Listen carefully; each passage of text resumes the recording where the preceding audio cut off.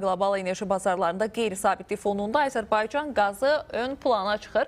Bakı hasilatı artırır, Cənub qaz dəhlizi ilə Avropaya təchizatı genişləndirir və yeni istiqamətlər açır. Eyni zamanda bərpa olunan enerji layihələri ixrac üçün əlavə imkan da yaradır. Xüsusilə bu il Suriyaya qaz və enerji ixracı diqqət çəkir.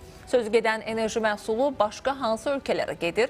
İxrac coğrafiyası necə genişlənir? Avropa və Yaxın Şərq üçün bu təchizat nə deməkdir? İzləyək. Azərbaycanın qaz strategiyasının əsas dayağı mövcud və perspektivli yataqların mərhələli şəkildə istismara cəlb edilməsidir.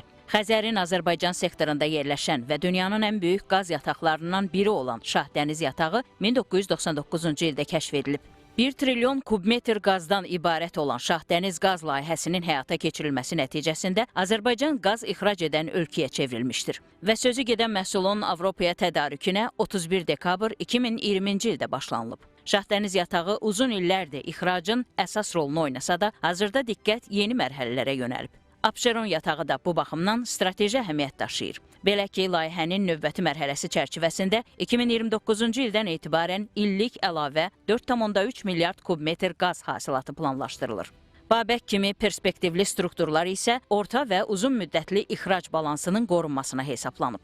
Digər mühüm faktor bərpa olunan enerji mənbələrinin inkişafıdır. Külək və günəş layihələri daxili istehlakı azaldaraq qazın ixrac üçün sərbəst qalmasını təmin edir. Bu isə Azərbaycanın qazı təkcə hasil edən yox, onu ağıllı şəkildə yönləndirən enerji mərkəzinə çevirdiyini göstərir. Şahdəniz, Abşeron, Babək yataqlarında yeni hasilat mərhələlərində yeni ixrac imkanlarının dəyərləndirməsi prosesini həyata keçiririk və düşünürəm ki, bu imkanların, ixrac imkanlarının daha da dəyərləndirməsi, genişlənməsi prosesi də çox uğurla davam edəcək. 2025-ci ildə Azərbaycanın qaz hasilatı 50,8 milyard kubmetr, ixracı isə 25,2 milyard kubmetr təşkil edib.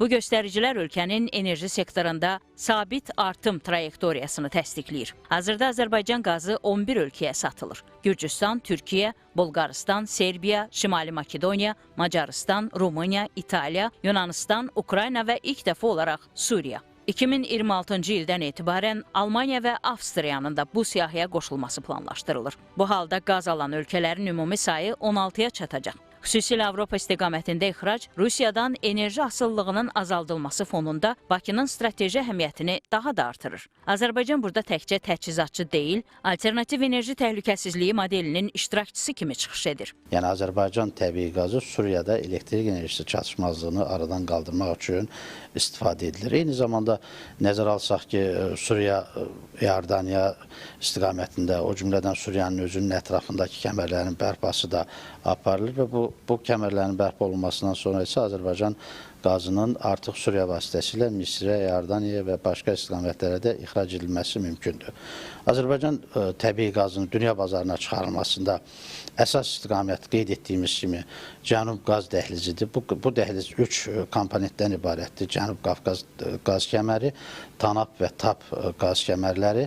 Azərbaycanın Suriyaya qaz və enerji ixracı isə prosesə fərqli siyasi ölçü qazandırır. Müharibədən çıxmış və ciddi enerji çatışmazlığı yaşayan Suriya üçün bu əməkdaşlıq sosial və iqtisadi sabitliyə töhfədir. Azərbaycan üçün isə yaxın şərqdə etibarlı tərəfdaş imicinin formalaşdırılması deməkdir. Bu yanaşma göstərir ki, Bakı enerjidən təkcə iqtisadi resurs kimi yox, diplomatik alət kimi də istifadə edir. Nəticədə Azərbaycan yalnız regional deyil, həm də Avropa yaxın şərq enerji xəritəsində mərkəzi oyunçu statusunu möhkəmləndirir.